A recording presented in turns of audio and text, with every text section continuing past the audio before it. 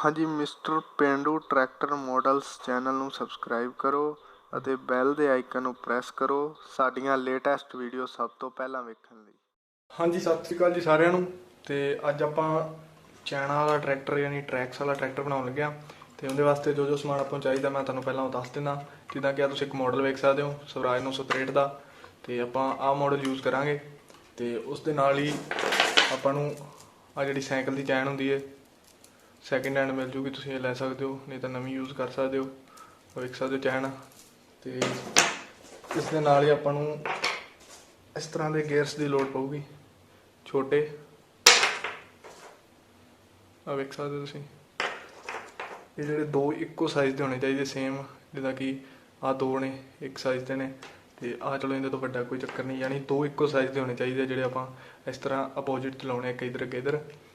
ਤੇ ਆ ਜਿਹੜੇ ਆਪਾਂ ਨੂੰ 6 ਚਾਹੀਦੇ ਨੇ, ਜਿੱਦਾਂ ਵੇਖ ਸਕਦੇ ਹੋ ਦੋ ਆ ਜਿਹੜੇ ਇੱਕੋ ਸਾਈਜ਼ ਦੇ ਨੇ, ਆਹ ਦੋ ਵੀ ਇੱਕੋ ਸਾਈਜ਼ ਦੇ ਆ ਤੇ ਉਸ ਦੇ ਨਾਲ ਜਿਹੜੇ ਆਹ ਦੋ ਨੇ ਵੀ ਇੱਕੋ ਸਾਈਜ਼ ਦੇ ਆ, ਯਾਨੀ ਕਿ ਆਪਾਂ ਨੂੰ ਟੋਟਲ 6 ਗੇਅਰ ਚਾਹੀਦੇ ਇਹਦੇ ਵਾਸਤੇ। ਤੇ ਇਹ ਜਿਹੜੇ ਗੇਅਰਸ ਨੇ ਤੁਹਾਨੂੰ ਜਿਹੜਾ ਗੇਅਰਾਂ ਵਾਲਾ ਸਾਈਕਲ ਹੁੰਦਾ ਉਸ ਦੇ ਜਿਹੜਾ ਪਿੱਛੇ ਗੇਅਰਸ ਵਾਲਾ ਸਿਸਟਮ ਹੁੰਦਾ ਜਿਹਦੇ ਨਾਲ ਗੇਅਰ ਚੇਂਜ ਹੁੰਦੇ ਨੇ, ਉਹਦੇ 'ਚੋਂ ਤੁਹਾਨੂੰ ਕੱਢਣੇ ਪੈਣਗੇ ਕਿਸੇ ਪੁਰਾਣੇ ਜਿਹੜੀ ਸ਼ਾਪ 'ਤੇ ਜਾ ਕੇ ਤੁਸੀਂ ਪੁਰਾਣਾ ਗੇਅਰਸ ਵਾਲੇ ਪਾਰਟ ਨੇ ਉਹ ਖਿਲਾ ਕੇ ਤੁਸੀਂ ਉੱਥੋਂ ਕਢਾ ਸਕਦੇ ਹੋ ਆ। ਤੇ ਨਵੇਂ ਮਿਲਣੇ ਥੋੜ੍ਹੇ ਮੁਸ਼ਕਿਲ ਨੇ ਤੇ ਤੁਹਾਨੂੰ ਸੈਕਿੰਡ ਹੈਂਡ ਕਿਤੋਂ ਪਤਾ ਕਰਨੇ ਪੈਣਗੇ ਆ ਛੋਟੇ ਗੇਅਰਸ। ਬਾਕੀ ਜਿਹੜਾ ਸਾਈਕਲ 'ਚ ਦੂਜੇ ਗੇਅਰ ਉਹ ਵੱਡੇ ਹੁੰਦੇ ਆ, ਆਹ ਸਭ ਨਾਲੋਂ ਵਧੀਆ ਰਹਿਣਗੇ ਯੂਜ਼ ਕਰਨ ਵਾਸਤੇ। ਤੇ ਤੁਸੀਂ ਸਾਈਕਲ ਵਾਲੀ ਸ਼ਾਪ 'ਤੇ ਜਾ ਕੇ ਪਤਾ ਕਰ ਸਕਦੇ ਹੋ।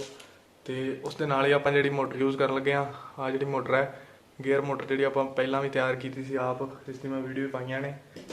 ਤੇ ਜਿੱਦਾਂ ਕਿ ਆ ਵੇਖੋ ਜੀ, ਮੋਟਰ ਆਪਾਂ ਬਾਅਦ 'ਚੋਂ ਚੇਂਜ ਕੀਤੀ, ਪਹਿਲਾਂ ਇੱਥੇ ਛੋਟੀ ਮੋਟਰ ਹੁੰਦੀ ਸੀ, ਹੁਣ ਆਪਾਂ ਵੱਡੀ ਲਾਈਏ। ਬਾਕੀ ਇਸੇ ਤਰ੍ਹਾਂ ਦੀ ਔਨਲਾਈਨ ਵੀ ਮਿਲ ਜਾਂਦੀ 500 RPM 1000 RPM ਮੈਟਲ ਗੇਅਰ ਵਾਲੀ, ਤੁਸੀਂ ਉਹ ਮੰਗਾ ਸਕਦੇ ਹੋ। ਇਹਦੇ ਸਾਰੇ ਗੇਅਰ ਮੈਟਲ ਦੇ ਨੇ ਤੇ ਆਪਾਂ ਇਹਦਾ ਯੂਜ਼ ਕਰਨਾ ਇਹਦੇ ਵਿੱਚ। ਤੇ ਉਸ ਦੇ ਨਾਲ ਹੀ ਆਹ ਜਿਹੜੇ ਗੇਅਰਸ ਆਪਾਂ ਯੂਜ਼ ਕਰਾਂਗੇ ਵੱਡੇ, ਆਹ ਦੋ ਵੇਖ ਸਕਦੇ ਹੋ ਤੁਸੀਂ, ਇੱਕ ਛੋਟਾ ਇੱਕ ਵੱਡਾ ਲੋਹੇ ਦੇ ਗੇਅਰ ਨੇ। ਇਹ ਵੀ ਮੈਂ ਵੀਡੀਓ ਇੱਕ ਪਾਈ ਹੋਈ ਹੈ ਵੀ ਇਹ ਕਿੱਥੋਂ ਮਿਲਦੇ ਨੇ। ਇਹ ਜਿਹੜੇ ਆਪਣੇ ਗ੍ਰਾਈਂਡਰ 'ਚ ਤੇ ਡਰਿੱਲ 'ਚ ਯੂਜ਼ ਹੁੰਦੇ ਨੇ ਇੱਦਾਂ ਦੇ ਗੇਅਰ, ਜਿਹੜੀ ਡਰਿੱਲ ਹੁੰਦੀ ਹੈ ਮੋਰੇ ਕੱਢਣ ਵਾਲੀ ਉਹਦੇ ਵਿੱਚ ਯੂਜ਼ ਹੁੰਦੇ, ਉਹਨਾਂ ਦੇ ਇੱਕ ਪਾਰਟ ਹੈ ਤੇ ਤੁਹਾਨੂੰ ਉਹ ਸ਼ੌਪ ਤੋਂ ਵੀ ਮਿਲ ਜਾਣਗੇ। ਤੇ ਉਸ ਦੇ ਨਾਲ ਹੀ ਆਪਾਂ ਜਿਹੜੇ ਆ ਬੈਰਿੰਗ ਯੂਜ਼ ਕਰਾਂਗੇ, ਜਿਹੜਾ ਇਹਦਾ ਐਕਸਲ ਬਣਾਉਣਾ ਬੈਕ ਐਕਸਲ।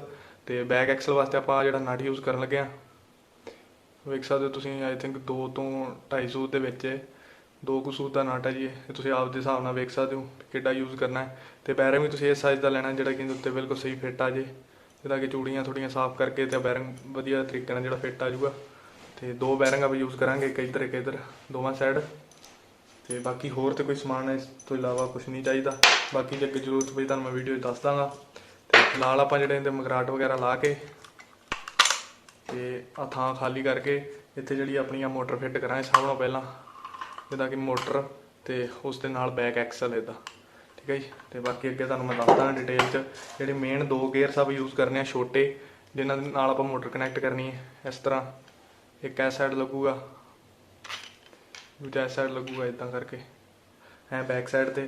ਤੇ ਇਸ ਦੇ ਨਾਲ ਹੀ ਜਿਹੜੀ ਇਹ ਆ ਮੋਟਰ ਹੈ ਆਪਣੀ, ਆ ਜਿਹੜੀ ਇੱਦਾਂ ਗੇਅਰ ਇਹਦੇ ਉੱਤੇ ਚੜ੍ਹ ਕੇ ਨਾਲ ਮੋਟਰ ਲੱਗੂਗੀ। ਉਹ ਅੱਗੇ ਤੁਹਾਨੂੰ ਵੀਡੀਓ 'ਚ ਹੌਲੀ ਹੌਲੀ ਪਤਾ ਲੱਗ ਜੂ ਸਾਰਾ। ਫਿਲਹਾਲ ਆਪਾਂ ਵੀਡੀਓ ਸ਼ੁਰੂ ਕਰਦੇ ਹਾਂ ਅੱਗੇ।